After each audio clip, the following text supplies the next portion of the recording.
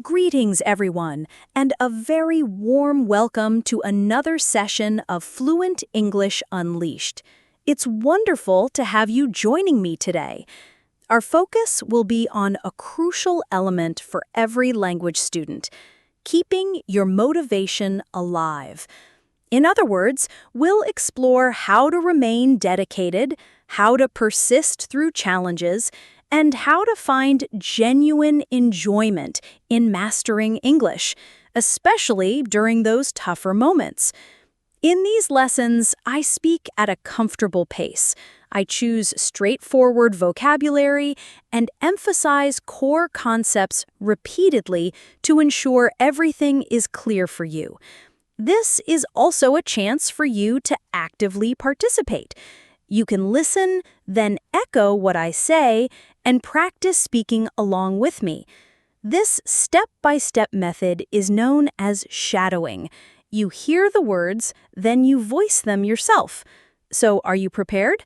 Let's take a calming breath, settle in, and start our practice together. All right, let's be real. Becoming proficient in English is challenging, and that is completely acceptable. It's natural to have moments where you feel exhausted or where progress seems to crawl. Please remember, this experience is universal. Every single person embarking on a new language needs patience. You need patience to absorb, patience to rehearse. You need patience to truly comprehend. You need patience to develop and to advance. Some sessions will feel exciting and rewarding. Others will feel like a struggle. This is all part of your path. On the uplifting days, celebrate how far you've come. On the difficult days, your only job is to persevere. Remember, even the tiniest movement forward is still progress. You don't have to achieve flawlessness. You don't have to speak at lightning speed. You don't need a perfect vocabulary. Your mission is simply to attempt. Your mission is to continue steadily, kindly, one step after another. You are evolving. You are tackling a complex task, and you are succeeding. Think of acquiring English like nurturing a plant. Some days it gets plenty of sun and grows quickly. Other days are cloudy and growth is subtle. You might feel it's not changing at all. But when you pause and reflect, you'll realize how much it has already grown. You've absorbed new vocabulary. You've tuned your ear. You've practiced. You've gotten better. Even if it's not obvious, you are no longer at the seed stage. You are growing. You are becoming more resilient. So please, don't quit. Some individuals acquire knowledge rapidly. Others have a more gradual pace. But every student depends on one key ingredient: drive. This drive isn't a mystical force. It isn't always a loud, cheering crowd. Often it's a quiet whisper. It's the small thought that says, give it another shot. Keep moving. Just manage 5 more minutes. And that is sufficient. If you're weary, pause and recharge, then return. If you're lost, center yourself and attempt once more. You don't require a perfect strategy. You just need to show up consistently. So pose this question to yourself. What is my true purpose for learning English? Perhaps it's to advance your career. Perhaps it's to explore new cultures. Perhaps it's simply for personal satisfaction. Your why is powerful. Your why is resilient. Your why is the anchor that will maintain your drive. Keep in mind, each time you engage with English, you are propelling yourself forward. Even if it's a brief 5-minute review, even if it's passive listening, even if it's a single attempt, You are expanding your capabilities. You are enhancing your skills. And you deserve to feel proud. You are bravely doing what many fear to try. You are mastering a new language.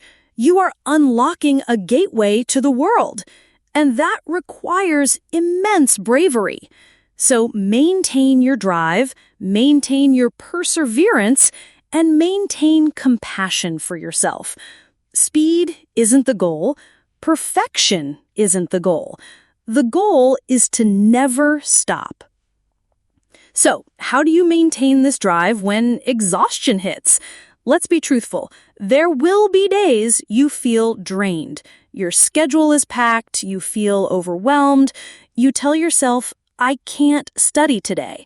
And that is perfectly fine. It's normal to need downtime. It's normal to require pauses. Your mind needs to recuperate too. But you can still make progress on hard days. Here are a few strategies. First, embrace micro-tasks. Forget about a full hour of study. Forget a major chapter. Just accomplish one tiny action. Listen to a song in English. Read a few lines from an article. Practice a single phrase quietly. Just 60 seconds of effort surpasses zero. Acquiring a language isn't about massive sessions. It's about consistent, tiny efforts repeated daily. Second, reconnect with your purpose. Why did you start this journey? For a university program? To connect with international friends? For the pure enjoyment of it? On rough days, recall your core motivation. Write it on a note. Say it to your reflection. Keep it where you can see it. Your why is your energy source. It revitalizes you when you're depleted. Third, remove all barriers. Stop waiting for the ideal moment, for absolute quiet, or for a surge of inspiration. Make beginning effortless. Leave your notebook open on the table. Have a learning app ready on your home screen. Commit to just 7 minutes. The objective isn't a perfect session. The objective is to begin. Once you start, momentum often takes over. Fourth, practice supportive self-talk. Never tell yourself, I'm terrible at this, or I'll never get it. Replace those thoughts with, I am on a learning path. I am making an effort. I am courageously doing something hard, and I am giving it my all. You are a human being, not a machine, and you are developing. Offer yourself the same kindness you would offer a friend. You are worthy of that grace.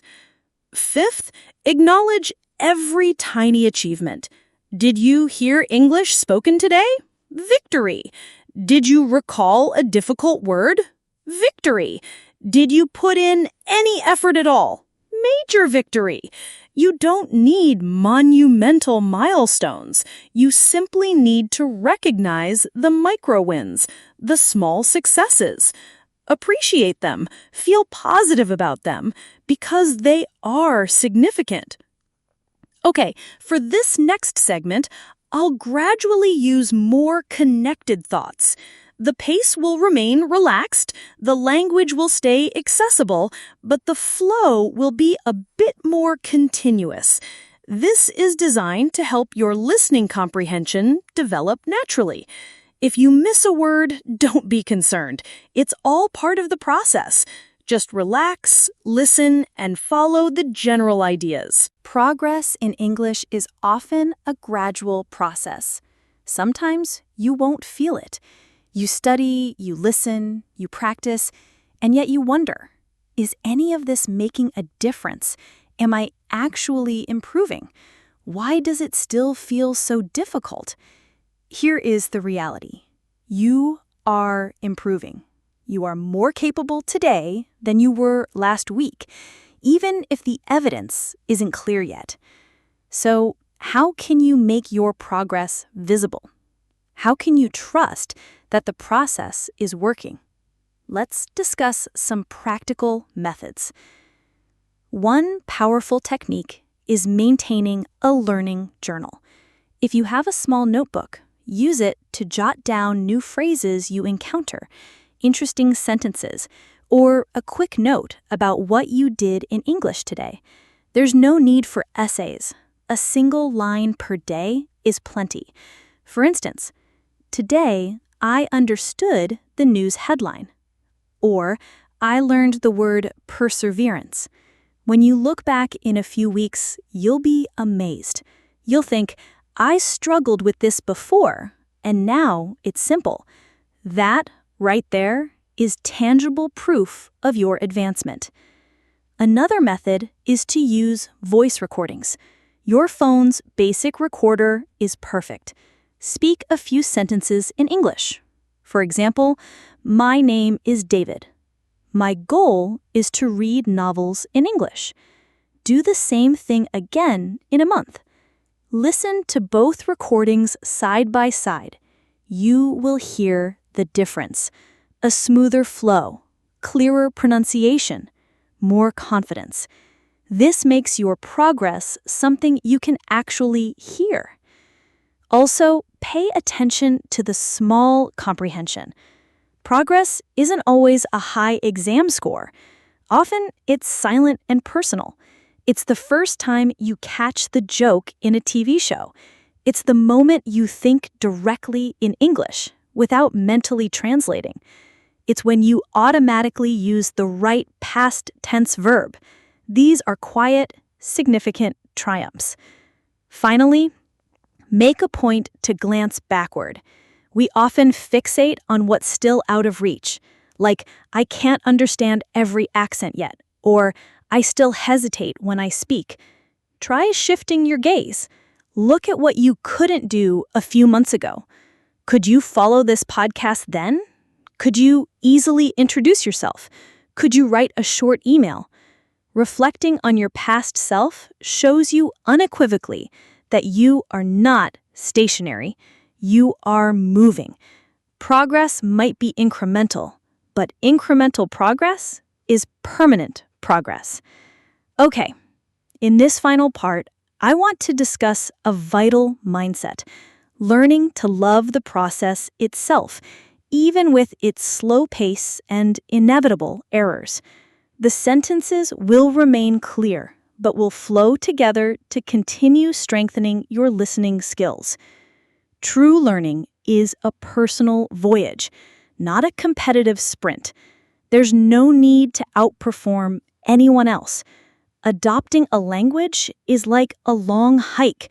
You move at your own rhythm. You take breaks to appreciate the view. Sometimes you find a smooth path and move quickly. Sometimes the trail is steep and you move slowly. This is all okay. There's no need to hurry.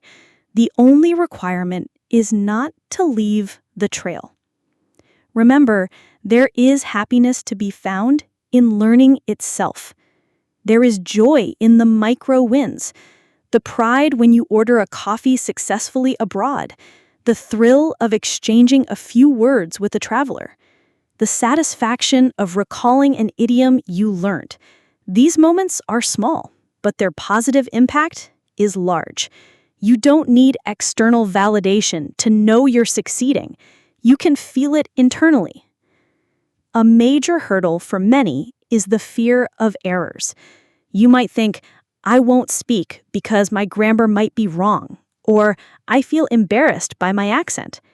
Please hear this. Mistakes are not your enemy. They are your most valuable teachers.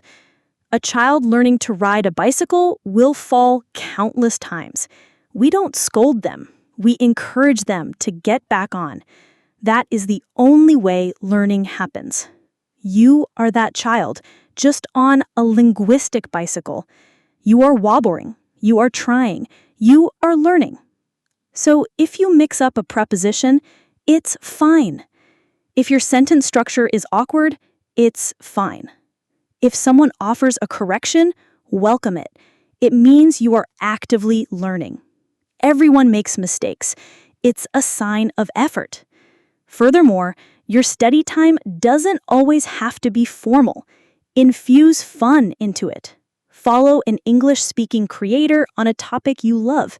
Watch a documentary with subtitles. Describe your actions in English as you cook. Read the lyrics to your favorite song. Weave English into the fabric of your daily life so it feels like an engaging hobby, not a tedious obligation. When you enjoy the process, you absorb more. A positive, relaxed mind is a more efficient learning machine. Find activities you genuinely like and do them in English. All right, I want to conclude by focusing on your horizon. I want you to see how each small step in English, no matter how modest, is building a bridge to new possibilities in your life. English is far more than a school subject. It is an instrument. It is a passport. It is something with practical application across your life. With English, you can build friendships across continents. You can access a universe of films, literature, music, and perspectives firsthand. You can contribute to discussions, not just observe them. You become an active participant in the global community. Consider this. Over 1 billion people communicate in English. This means that through English, you are instantly connected to a vast network, no matter your location, be it Mexico, Egypt, Italy, Poland, Turkey, or the Philippines. It provides a channel to understand others and to be understood. That is an incredibly empowering tool. English creates opportunities. It might lead to a promotion or a new career path. It might enable you to attend a conference overseas or work remotely for an international team. It makes global dreams more accessible. With English, you can explore job markets worldwide and engage with global events and cultures beyond your borders. Even locally, English is a powerful asset. Businesses increasingly value employees who can communicate with international partners and clients. The digital world, from software to academic research, operates significantly in English. By learning it, you are acquiring a practical skill that grants you greater autonomy and opens doors to new chances. You've reached the end of this session. Thank you for investing your attention and your energy in your own growth. Today, we discussed sustaining motivation. We discussed the necessity of patience. We discussed strategies for perseverance. And we discussed the life-changing potential of this skill. And now, I want to leave you with this. I am truly proud of you. You are undertaking a demanding endeavor. You are constructing an ability that can reshape your future. Your current speed is irrelevant. Your occasional errors are irrelevant. Any feelings of shyness are irrelevant. What is relevant is this. You are making the attempt. You are evolving. You are present. I'm Jessica, and this is Fluent English Unleashed. Thank you for being present and for sharing this journey. Continue to listen, continue to speak, and never stop believing in your own potential. Until next time.